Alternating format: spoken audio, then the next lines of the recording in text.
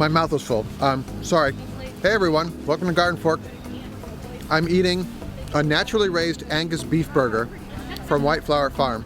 In addition to being a plant nursery, across the street they have a bunch of big open fields where they raise Angus beef. It's butchered locally and sold locally, and it tastes amazing. So I'll talk for 1 minute here.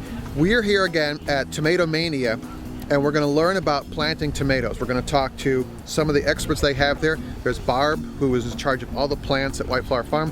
There's Scott, who brings Tomato Mania here every year. And it's just kind of an amazing place. They have a really beautiful catalog. I don't know if you may have seen it. It's like a coffee book and a catalog. It's full of all sorts of information, beautiful photographs. I learn a lot just from looking at the catalog. They have a really nice store here, and they have a substantial website as well, whiteflowerfarm.com. I was talking with Barb earlier, and she said, oh, excuse me, I have to go check on 18,000 plants. You know, that's amazing. I mean, I'm happy I can grow 6 in my little grow lights and everything. So let's go talk to the experts. I'm going to enjoy the rest of my burger here and enjoy the show, all right? So here we are. We're at White Flower Farm at Tomato Mania once again with my friend Scott, who is still from the West Coast. Still, exactly. He asked for steamed milk and a decaf here. And I wanted to talk to Scott more this year about the nuts and bolts of growing tomatoes.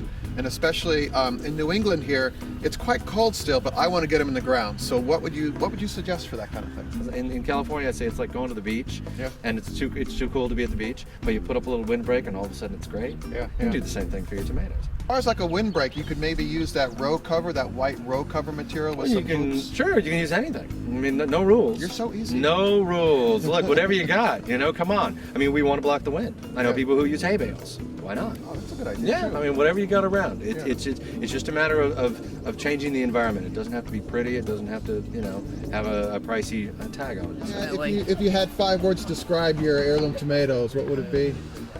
Well, the only thing I can say is basically I don't buy tomatoes in off-season because of the ones that we grow. Yeah, There's nothing compares to them. So off-season we do without tomatoes. Yeah. We're here with Barb Pearson, who is the head of production at White Flower Farm. In other words, she's the person that makes all the plants happen. So everything you see in the catalog, everything you see in the greenhouses, this is the lady that makes it all happen.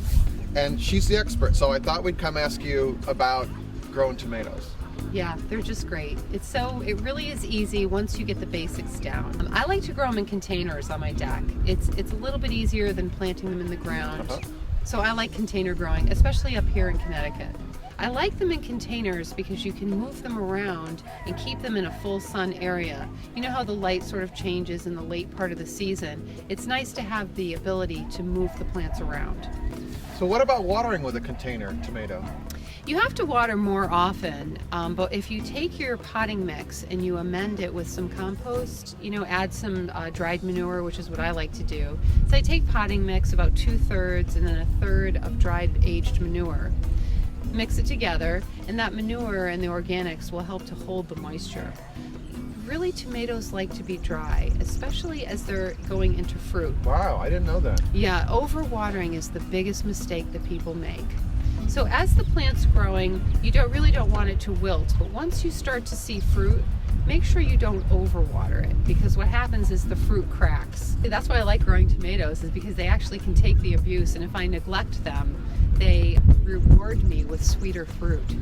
One thing that we have found in the greenhouse is that once the plants come out of a seedling stage and they're just getting started, it's good to grow them on the cool side, because what they do is they root in rather than force top growth in the beginning.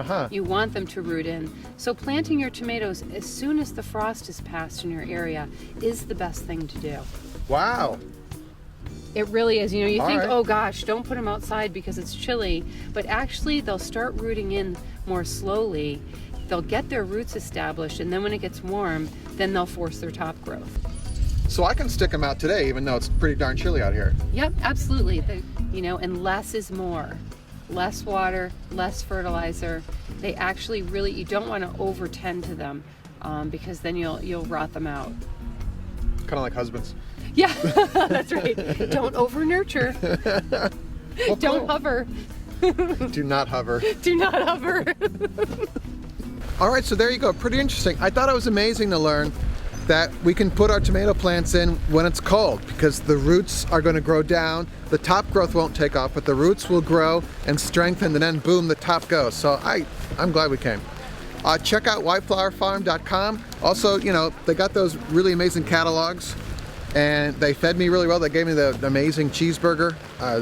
That's nice. So, all right, come to the greenhouse. Tell me your tomato story. Share some pictures with us.